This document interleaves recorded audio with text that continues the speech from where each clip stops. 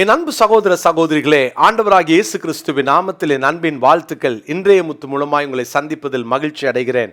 கர்த்தர் உங்களை ஆசீர்வதிப்பாராக.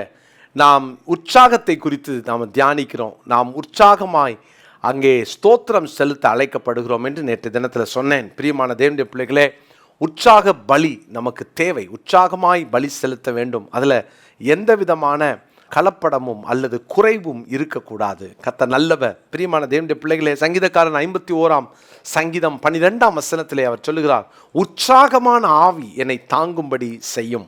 இன்னைக்கு நமக்குள்ள அந்த உற்சாக ஆவி இருந்துச்சுன்னா உற்சாகமாக பலி செலுத்துவோம்.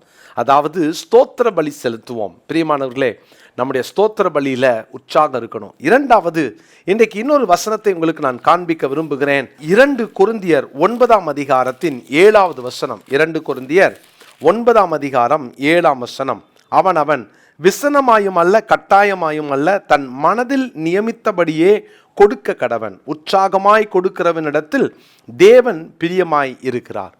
உற்சாகமாய் கொடுப்போம். கொடுப்பதிலே உற்சாகம்.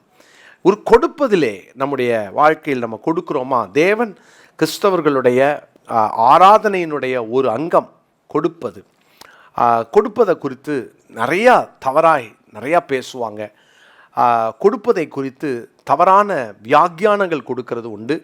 தவறாக மோட்டிவேட் பண்ணுறதும் உண்டு. நீ கொடுத்தா ஆண்டவர் உனக்கு 1000 கொடுப்பார், 10,000 கொடுப்பார்னு சொல்கிற மோட்டிவேஷனும் உண்டு. நீ கொடுக்கலனா உனக்கு அழிவு அப்படின்ற பயமுறுத்தலும் உண்டு. ஆனால் கொடுப்பது என்பது கிறிஸ்தவ ஆராதனையினுடைய ஒரு மிக முக்கியமான அவசியமான ஒரு காரியம்.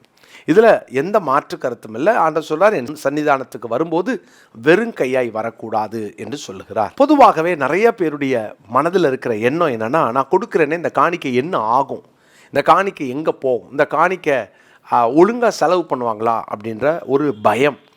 எப்பவுமே ஒன்றை நாம் நினைக்கணும். என்னுடைய ஆவிக்குரிய தகப்பனார் கர்த்தருக்குள் அவர் நித்திரை அடைந்து விட்டார். ஆனால் அவர் என்னிடத்திலே சொன்ன ஒரு காரியம், உன் கையில் அல்லது உன் பையில் இருக்கிற வரைக்கும் தான் அது உன்னுடைய பணம்.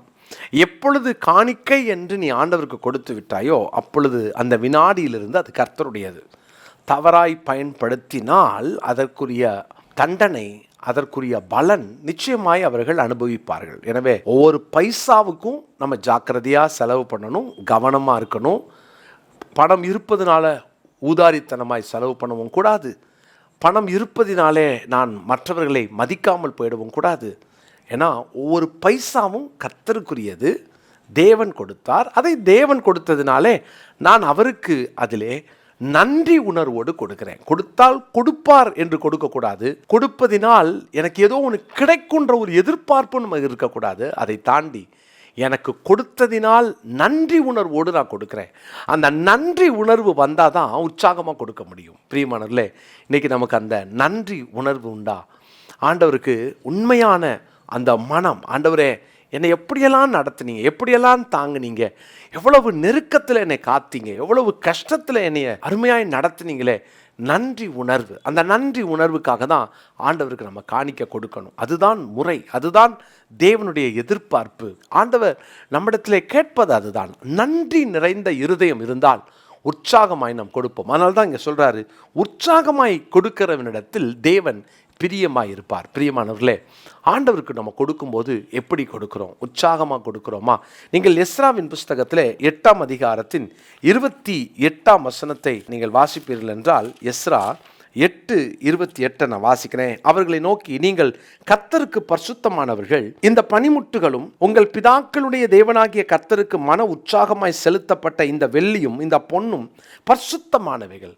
ஆண்டவருக்கு உற்சாகமாய் கொடுக்கும் போது ஆண்டவர் சொல்றார், அது பரிசுத்தமானது. தேவனுக்கு நீங்கள் கொடுக்கிறது அது பரிசுத்தமானது. அப்போ எப்படி கொடுத்தார்கள்? அவர்கள் உற்சாகமாய் கொடுத்தார்கள் என்று வாசிக்கிறோம்.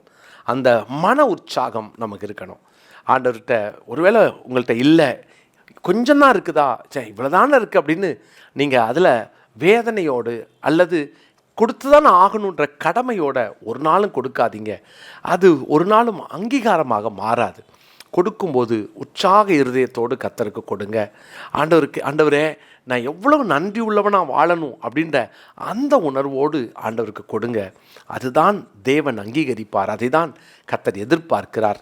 இன்னொரு வசனத்தை நான் வாசிக்கிறேன். 1 நாளாகமத்தின் புஸ்தகத்திலும் 29ஆம் அதிகாரம் 9வது வசனம். 1 நாளாகமம் 29ஆம் அதிகாரம் 9வது வசனம். இப்படி மனப்பூர்வமாய் கொடுத்ததற்காக ஜனங்கள் சந்தோஷப்பட்டார்கள். உத்தம இருதயத்தோட உற்சாகமாய் கர்த்தருக்கு கொடுத்தார்கள். தாவீது ராஜாவும் மிகவும் சந்தோஷப்பட்டார். உற்சாகமாய் கர்த்தருக்கு கொடுத்தார்கள், உத்தம இருதயத்தோடு கொடுத்தார்கள். பாருங்களேன், மனப்பூர்வமாய், அப்படியே உள்ளத்திலிருந்து கொடுத்தாங்க. நான் நேற்று இந்த 3 சொன்னேன், இன்னைக்கும் அதை சொல்றேன். உள்ளத்திலிருந்து, அதனால மனப்பூர்வமாய் கொடுத்தார்கள். கொடுத்தாகணும் இல்லை. ஐயோ கொடுக்கணும் நான் கோச்சுக்குவாங்களே, வேண்டாம். ஐயோ கொடுத்தா என்னை மதிப்பாங்களே, தயவு செய்து கொடுக்காதீங்க. நான் கொடுக்கறதுனால எனக்கு பேரு புகழ், வேண்டாம். தேவன் அதை அங்கீகரிக்க மாட்டார். உள்ளத்திலிருந்து கொடுங்கள். அந்தரங்கத்தை பார்க்கிற பிதாவுக்கு முன்னால் கொடுங்க. அப்படின்னா அந்த உள்ளத்திலிருந்து கொடுக்கணும். 2வது, உத்தம இருதயத்தோடு கொடுக்கணும். உத்தம இருதயம் தேவனுக்கு கொடுக்குறீங்களா? உத்தம இருதயம். ஆண்டவரே நீங்கள் கொடுத்துருக்குறீங்க, அதுலேருந்து நான் கொடுக்குறேன். நான் அதை வஞ்சித்து, நான் ஏமாற்றி ஆண்டதெல்லாம் கண்டுக்கவா போகிறாரு? அப்படி இல்லை. உத்தம இருதயம், உத்தம இருதயம். நான் ஆண்டவருக்கு கொடுக்குறேன், 10ல் 1 எடுத்து கொடுக்குறேன். யாரை வேணா ஏமாத்திடலாம். தேவனுக்கு உண்மையாக இருக்கிறோமா? அந்த உத்தம இருதயத்தில் இருக்கிற இன்னொரு விஷயம் தெரியுமா? பொருத்தனைகள். தேவனுக்கு நீங்கள் பொருத்தனை செஞ்சுருக்கீங்களா? உத்தம இருதயத்தை காத்துக்கோங்க. யார் வேணா எப்படி வேணா மாறலாம். நம்முடைய உத்தம இருதயத்தை கர்த்தர் பார்க்குறாரு. உத்தம இருதயம். அடுத்தவர் சொல்கிறாரு பாருங்களேன், உற்சாகமாய் கர்த்தருக்கு கொடுத்தார்கள். பிரியமானவர்களே, ஆண்டவருக்கு கொடுத்து குறைவுபட மாட்டோம். நீங்கள் ஆண்டவர் கொடுக்கறதுனால நீங்கள் ஒரு நாளும் கர்த்தருக்கு ஏதோ நன்மை செய்கிறதா, கர்த்தர் ஏதோ நீங்கள் கொடுத்து தாங்கிறதா நினைக்காதீங்க. நான் கர்த்தருக்கு கொடுப்பது நன்றி நிறைந்த இருதயத்தோடு, என்னை நடத்தின, எனக்கு கொடுத்த, என்னை இதுவரைக்கும் ஆசீர்வதித்த என் ஆண்டவருக்கு நான் கொடுக்குறேன். அந்த நன்றி உணர்வோடு கொடுக்கும்போது அதிலே தான் கர்த்தர் மகிழ்வார். அதுதான் கர்த்தருக்கு ஏற்புடையதாக மாறும். பிரியமானவர்களே, அந்த ஒரு இருதயத்தை கர்த்தர் நமக்கு தருவாராக.